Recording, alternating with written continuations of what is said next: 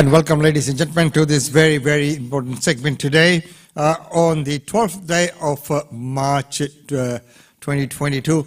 The weather, yes, 25 degrees and sunny here in Brisbane. As we know, there are lots of functions and events that have started taking place. And I'll tell you what, I'll begin by, first of all, mentioning the Kashmir files. And if you haven't watched a movie in a long time, this is your time. This is one movie you have to watch. Everyone, regardless of who, everyone has to watch this movie. It's a brilliant production, very well made, and of course it is telling the truth. Some hidden facts that have come to the surface, and it is very, very important that that message gets out to everyone. Even though it was late yesterday, we did go and watch it, and I'll tell you what, you really, really have to see it.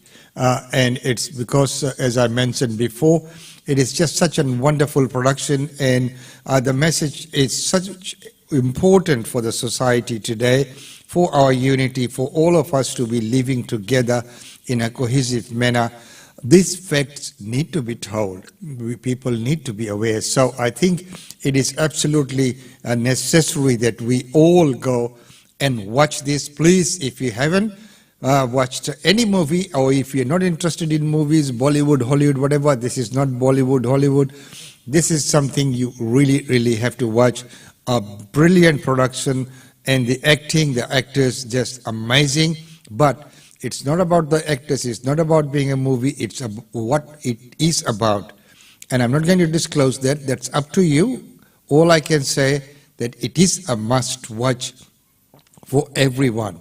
Well, right now, let's take a look at some of the comments from the people who were at last night's Queensland premiere at the events in the Orion Springfield.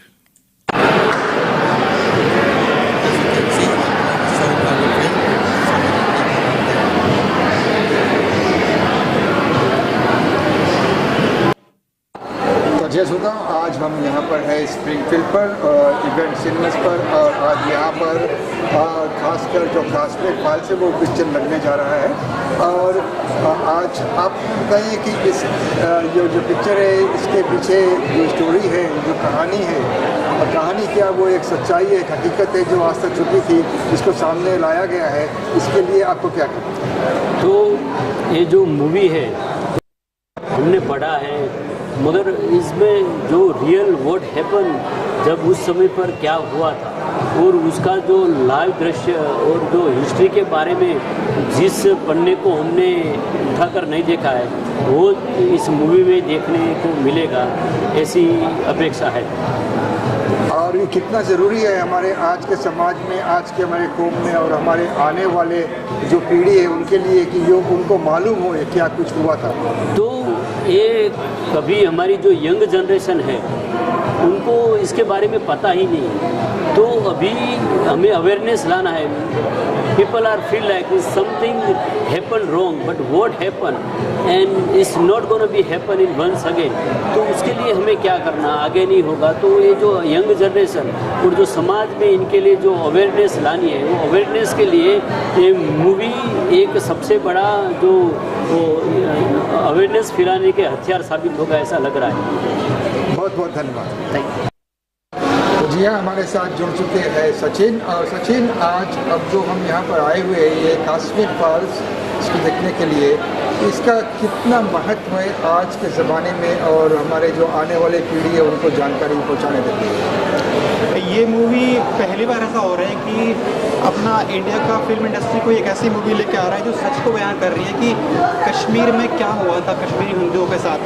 पहली बार किसी film maker ने वो guts दिखाए हैं, वो करेज दिखाया है कि उसको सच बोलने की हिम्मत की है। और तो इसी को सपोर्ट करने आए हैं हम। काफ़ी अपना बिजी शेड्यूल था, फिर भी आए। अपने फ्रेंड सर्कल में जितने भी हमारे दोस्त हैं उन सबको एक साथ हमने प्लान किया कि ग्रुप व्यूइंग करेंगे।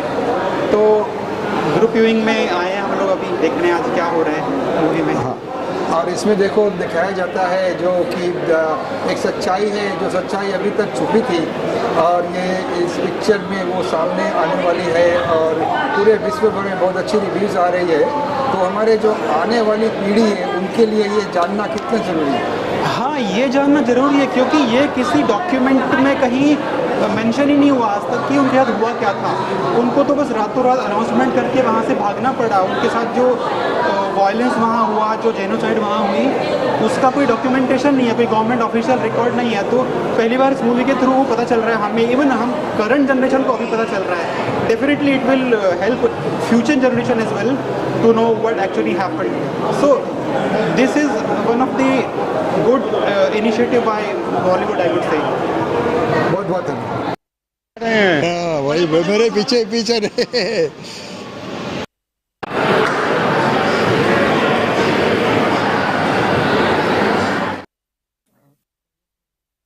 So yes, ladies and gentlemen, as I mentioned before, that is a must-watch movie and very well made, as is all I can say. I leave it up to you. My only point out here is that everyone has to watch it.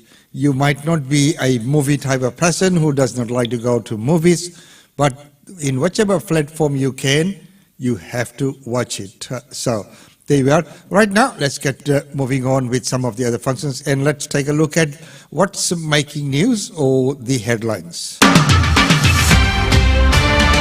Check the top stories here on Weekend Breakfast. And the United States is accusing Russia of trying to create a pretext for an attack against Ukraine after it claimed the besieged nation is developing chemical weapons.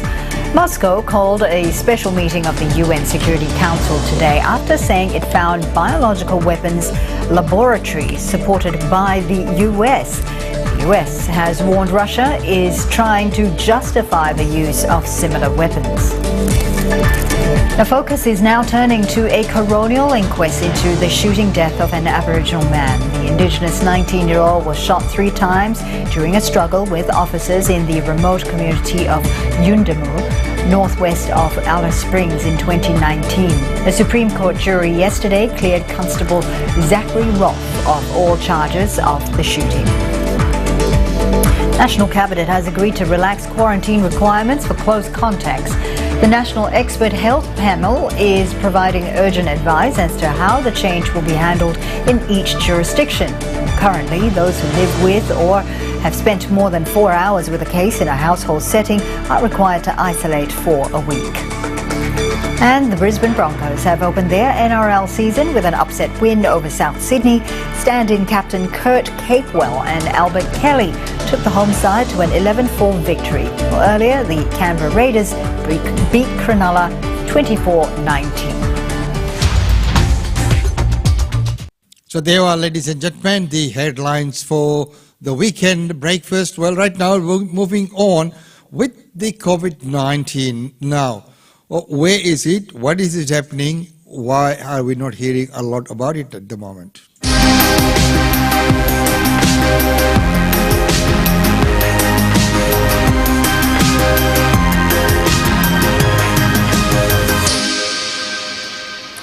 Hello and welcome to The Virus. I'm Ros Childs. On the second anniversary of the World Health Organization declaring COVID a global pandemic, infectious disease experts warn the number of cases will soar as a new viral strain spreads across Australia. The Omicron BA2 subvariant is highly transmissible. The government will spend more than $2 billion to boost for the looming winter Omicron wave, set to coincide with the country's first serious flu season in 3 years. It's not over, and there will inevitably be new variants, and there will inevitably be a level of virus within the community going forward. Coming up, we'll hear from a GP about what to expect in the cold months ahead. But first, let's bring in Casey Briggs to talk us through the figures. So, Casey, is Australia on the cusp of a new coronavirus wave? Well, it certainly seems so, Ros, whether we want to call it a new wave or perhaps we could call it the Omicron wave part 2. Let's just focus on case numbers for the moment, starting in New South Wales, where infection numbers are now up to about an average of 12,000 a day. They were about 8,500 a week ago, 7,500 a week before that. So they're going up, and they're going up at a faster and faster pace. Why are they going up? Well, undoubtedly one factor has to be that there is less control on this virus in the community as public health rules have eased. But possibly an even bigger part of that is the appearance of BA2, an Omicron subvariant that we're now seeing is more transmissible and, you know, looks like it's driving the increased spread of infections across New South Wales. Here's what the New South Wales Health Minister had to say this week. The preliminary information indicates that we could be looking in through only another month or 6 weeks, we could be looking at cases more than double what we're currently getting. So a doubling of case numbers, that means you're looking at infection numbers on a daily basis in the 20 and 30,000. And, you know, even if that doesn't see more serious illness, and it might not, because remember, we are a lot more boosted than we were back in January, and a lot more people have been infected with Omicron and other variants now. So there's no guarantee that these hospitalisations and the death numbers will climb back to the heights that we saw back in the early days of this year. But even if they don't, there's a lot of disruption that comes with case numbers that high, both people who are infected and need to isolate, but people who find themselves close contacts, household contacts of cases as well, being sent back into isolation. We saw how disruptive that was in January. So that's New South Wales, but it's not just in New South Wales. There's a similar pattern of increasing cases occurring in Tasmania, also in South Australia. We're not yet seeing the same trend, though, in Victoria or Queensland, but given the state borders are open, you would have to think that it is a matter of the BA2 is coming for those states, that an increase in infections is also on the way there, whether it comes sooner or comes later. And the other interesting thing at the moment is who is getting infected at the moment. Let's just jump back to New South Wales, which publishes pretty detailed age breakdowns of its cases. Back in the initial Omicron wave, let's call it, people between 20 and 40, sort of young adults, were making up the bulk of new cases. At some points, you know, over the Christmas period, more than half of all cases across the state. But this will come as no surprise to people with school-age kids. People aged 0 to 19, well, currently making up about 42% of all of New South Wales cases. That's why we're seeing a lot of clusters happening in schools, a lot of kids being kept home, and a lot of working parents disrupted as well. So that is a little bit of a different dynamic of what we're seeing. Still, almost 30% of people between 20 and 39 infected on a daily basis. About a fifth of all cases are people in their middle ages, and people over 60 are still making up a relatively small number of infections. So that is a good thing, given how much more serious this illness can be. But, you know, Ros, it does certainly seem like we're heading into another wave, probably a bit sooner than people would have liked. The last one is barely a distant memory. It feels like we're still coming out of it, and so this is something we need to brace for in the weeks and months ahead. Let's return now to those comments from the New South Wales Health Minister. Professor Catherine Bennett is the Chair in Epidemiology at Deakin University, and she joins us now. Hi there, Catherine. Thanks so much for your time. So Brad Hazzard there highlighted increasing case numbers of the BA2 subvariant in the state, saying it could push a doubling of case numbers in 6 weeks. So what do we know about this subvariant? How concerning is it? Well, we know from watching it overseas, it has been circulating for a while, particularly in countries like Denmark, who actually saw this contribute to their main Omicron peak in a much more dramatic way. You know, it built up from a quarter of cases to 2/3 quite quickly over the course of that wave. But that helps us learn about it. And what we know so far is they estimate this particular subvariant might be a third more likely to transmit than the current one, bearing in mind that that's multiple times more likely to transmit than Delta. So we've already seen the step change. This just pushes it that little bit further. So we do expect it to be just that bit harder to contain infection rates in the community. So they can then see a push up in case numbers. In Denmark, though, given that contributed in a much more significant way to their main wave, they saw the rest of the world, same story, about that not translating to hospital rates, particularly ICU rates, in anywhere near the numbers that we had seen previously. So it doesn't look to be more severe than the Omicron that we know in Australia, the BA1 variant. So that's reassuring. But we don't want case numbers to go up even a little bit, because that's actually still might have more people in hospital. But finally, the difference between now and when we had the Omicron peak in most of our states, it was earlier on where we actually hadn't quite got as far as we wanted to with our booster rollout. So now that we have more people with the booster, particularly those people more vulnerable, that will also help us stop seeing too many more cases in hospital. So New South Wales, Queensland, case numbers pushing up. We know that the variant is here and we know that this BA2 might contribute to that spread.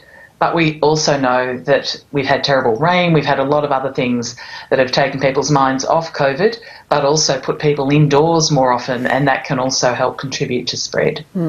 The Federal Health Minister has announced more money to prepare for the winter to come. Catherine, what can we expect over the next colder months? Lockdowns certainly seem to be a thing of the past here in Australia anyway, and with life essentially back to normal, are we just getting too comfortable now around COVID? Well, lockdowns just don't work in the same way, but masks do. They still help, and whether we need rules in place will depend on how many people just continue to use them when they're away from home but in closed indoor areas with people that they're not usually spending time with. So people wearing masks in those settings help slow down that transmission as well.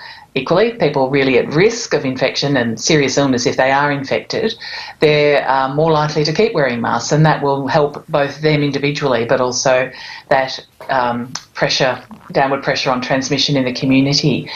So there will be targeted approaches. We have to put a lot of work into building a surveillance system that allows us to monitor what's happening in the community, to keep our fingers on that pulse so that we know where the health departments do need to come in and be a bit more active. You're right, we're not going to see, statewide lockdowns. We're not going to see border closures. Those things would only happen if we had a new, very worrying variant that popped up somewhere that we might want to try and contain to a part of the country. But in reality, these new variants don't get locked down very well. We saw that in the Netherlands. They tried locking down during the Omicron outbreak and it did nothing in the end. It dropped cases initially and then they just took off. So I think what we're going to see is more strategies about a longer term approach to who we test, how we keep an eye on what's happening in the population, making sure we're not seeing a shift in variants that could put more people in hospital, and importantly, monitoring immunity, seeing if we are going to go to fourth doses for those people who have not responded as well to the initial vaccinations or who are of an older age group where you might not sustain that same level of immunity. So it'll be a bit more nuanced, a bit more tailored to parts of the population, moving away from some of the blanket approaches in disease control, but also even in our vaccination program. When might COVID, Catherine, become endemic in the community, where it becomes a relatively constant presence circulating in the general population? What will be the process of that happening? Well, the virus has already started its bit of the process. It's in amongst us and we can't stop it. So we're at the point now where the virus is with us.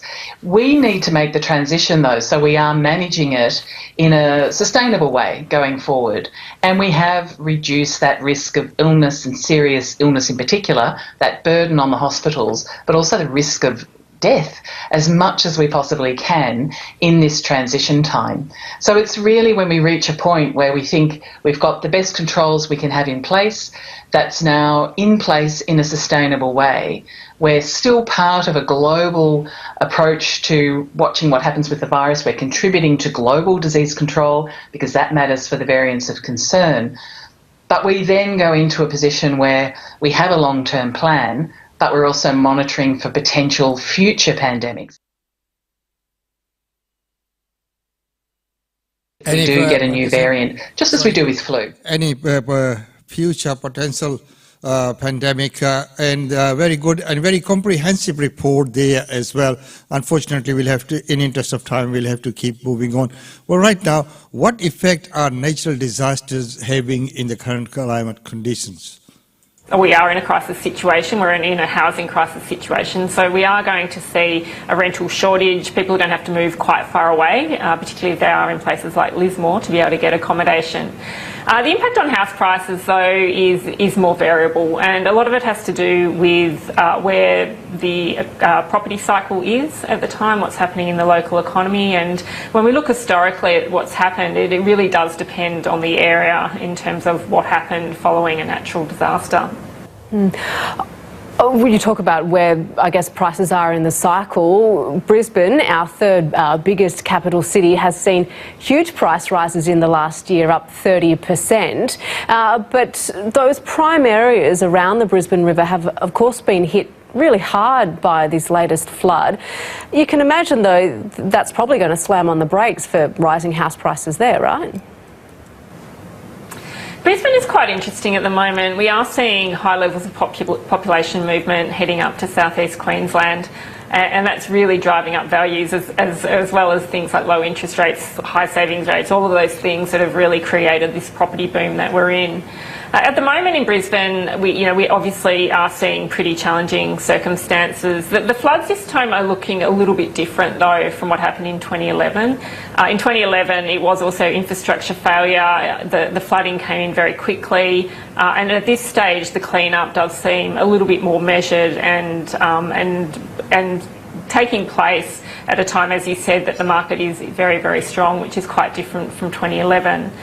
The other thing that is quite different, though, is that there has been significant government spending to try and prevent a similar tragedy to 2011. So it obviously hasn't stopped the flooding, we can see that, but there was a lot of drainage was fixed, for example. A lot of homes that were rebuilt were also rebuilt with future flooding in mind. So if you have a look at a suburb like Oxley, for example, there are a lot of homes that were rebuilt on very tall stilts to really help with potential flooding.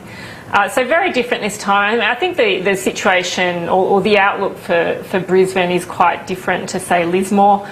In Brisbane, obviously, we will see fewer transactions in flood-affected areas, but it's unlikely we'll see the same declines in value as we're likely to see in somewhere like Lismore, which has been hit a lot harder and is also in a regional area that it hasn't been performing quite as strong. It has been doing quite well, but certainly not as strong as what we've been seeing in Brisbane.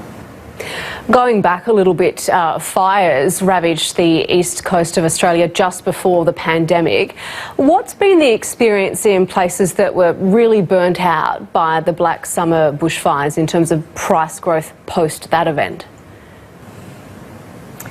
Yeah, places like Malakuta were incredibly impacted. I think everyone can recall the terrible images that we saw during the bushfire season. Terrible, again, a really terrible impact on rental markets as well. We saw people having to travel as far as Orbost to get accommodation, and very strong increases in rent, so affordability became really challenging.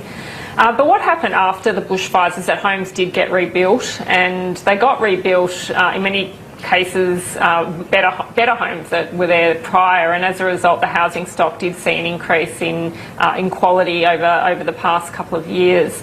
The other thing that's happened since the bushfires is that we have seen this really strong shift to regional areas, and when we have a look at Malakuta, what was quite interesting is that house values have actually increased by 70% over the past 12 months. So not driven by bushfires. We know the area is still very much prone to future fire events, but people still like living near bush. They like living in the bush even though it is dangerous, and that shift that we've seen to regional areas has really pushed up values in areas that previously didn't see such strong price growth. Of course, it's not just floods and fires, so climate change is really coming into this. Rising sea levels are hitting multi-million-dollar properties along coastlines. Are we going to see a swing from really high prices to properties that are potentially too hard to sell at some point? Yeah, look, I mean, areas that do get impacted and can't be insured, certainly that will be, those will be the areas that will potentially see a drop in value. But what really is quite interesting is how strong the drive is for people to move to places that are potentially quite dangerous and quite difficult to insure. If you have a look at many places in Brisbane, people want to live near the river, and price values do increase more strongly when you move near the closer you are to the Brisbane River. If you move somewhere like beachside Sydney, we're continuing to see much stronger price growth in those areas, even though we know that erosion is a particular problem in some parts of the northern beaches, for example. And then, as I mentioned before, places in the bush are also incredibly popular places to live or to have holiday homes, even though they are bushfire prone. So there's this really, I guess, it's not inconsistency, but the places that are more dangerous and potentially prone to natural disasters do tend to be the places that people want to move and certainly live in. And finally, Nerida, we continue to see some pretty strong price growth in some of the smaller capital cities and regional centres. Yeah, regional Australia has been a particularly strong performer. Obviously, it's been driven by people working differently. Very strong demand for holiday homes have driven it as well. What it's looking like in the future is looking very much regional areas close to capital cities continuing to do very well. Places like Geelong now are looking very Melbourne-like in terms of their pricing. Very similar situation in the Illawarra. The Illawarra is now more expensive than Melbourne in terms of its median house price, so it is really ramping up in terms of pricing. Similarly, Gold Coast, Sunshine Coast are now pretty much, precincts on their own, and they don't hang off tourism as much, and they're not really hanging off Brisbane's growth so significantly. We're also seeing pretty strong signs in markets that have really lagged, and if you move up north to places like Townsville and Cairns, all those areas really took a long time to recover following flooding in the case of Townsville, but also economic downturn, and we are finally starting to see some movement there. So overall, regional areas have been major beneficiaries from the pandemic, and although we don't expect growth to be quite as strong as it was last year, it does look like it's going to continue for a bit longer. Nerida Conisbee, thanks for your time. And thank you very much for that report. I'm pretty sure that we will be covering that in the weekly real estate update with Usachendra. Right now, as we know, there's a lot of culturally diverse women in workplace. What is their place? How are they being treated? And what is the scenario there? Here's that report. My name is Sarah Liu. I'm the founder and managing director of the Dream Collective, the global diversity, equity, and inclusion consultancy. Prior to me starting my own consulting practice, I was actually told by different recruiters and different leaders within the business that I was way too ambitious for my own good, that for a young, culturally diverse female like me in Australia. My name is Div Pillay, and I'm the CEO of Mind Tribes, which is a diversity and inclusion consultancy. My full name is Divanisha, which automatically got shortened, or there was almost like a proving of English language capability when talking to recruiters on the phone. I was told to acquire more Australian local experience. In the first 5 to 8 years, there was this real plateauing of my career. My name's Narelle Anderson, and I own a recycling company called Envirobank Recycling. As an Aboriginal woman, it's certainly been challenging at times, and really just as a woman more broadly. There's still a bias that if you're an Aboriginal business, then you must be a small company, and therefore shouldn't get the whole contract, or you're only offered up part of the contract. We had them preparing to talk to the airline. The ability to speak with an accent should be valued because you have multiple languages that you can manage through, but it actually is almost like a deficit where people think that you can't converse in English. We really need the valuing of what that diversity brings in terms of innovation, creativity, opening up markets, appealing to a customer base. I don't know of a corporate company that doesn't have a reconciliation action plan, but it needs to be more than a plan. In order to do that, corporates need to engage more fully with Aboriginal businesses to understand more about culture and what makes that business tick.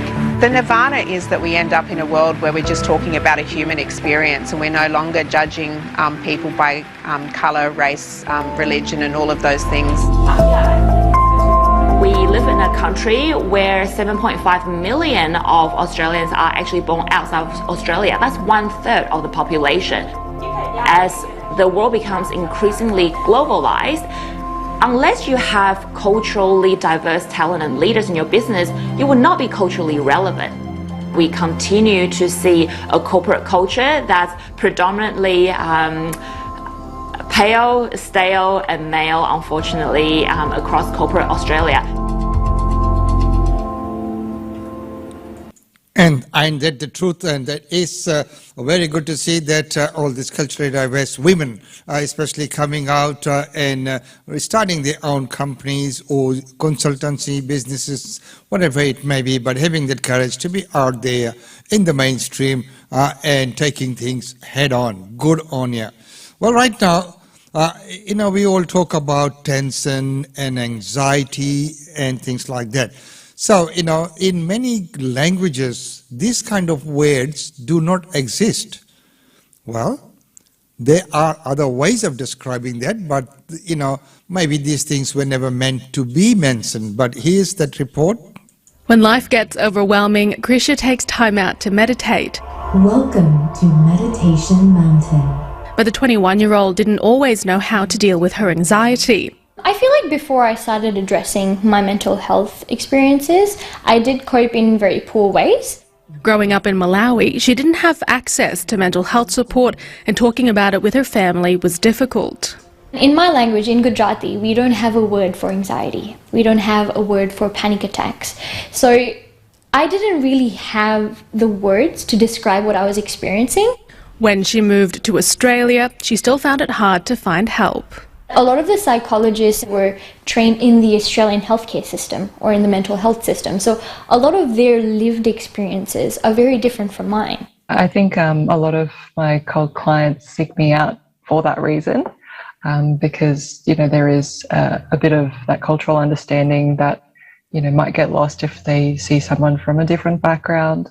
Many Australians struggle to find the right support for their mental health because it's either too expensive or they live too far away. But data shows that people from migrant and refugee backgrounds are even less likely to reach out for help because they face language barriers or fear judgment from their communities. Dev Panjal and his brother Jagesh are trying to end the stigma in the South Asian diaspora. To facilitate those conversations and help spread the message of, yes, in a South Asian background, we can talk about mental health. It's not taboo. Like in many communities across Australia, young people like Dev are speaking out about mental health and providing help not just for their peers, but older people as well.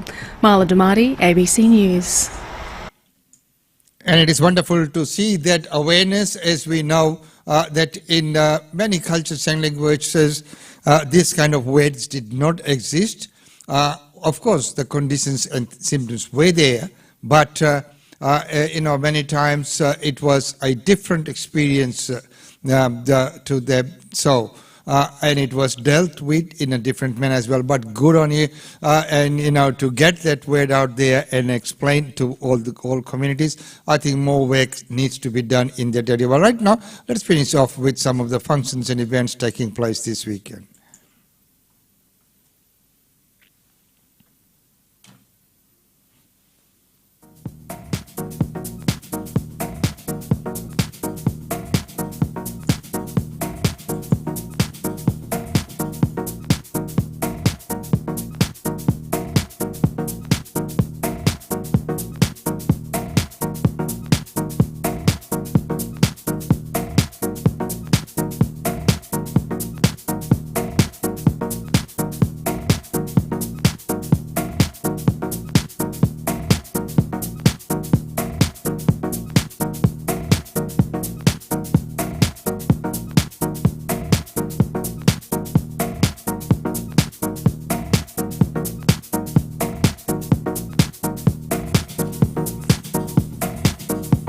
And ladies and gentlemen, that's about all we have time for you in this weekend edition. But as I mentioned before, if you haven't watched it yet, in any platform that you can, maybe you can watch it on YouTube, online, or if you go to the cinemas, watch the Kashmir Files. I cannot stress enough the importance of everyone watching that, well, we can't call it movie, we can call it documentary. Well, it's a movie, full feature, but very well made, and excellent direction and acting, and a great initiative, a very bold and courageous initiative, I would also say. So ladies and gentlemen, once again, it's been wonderful having your company.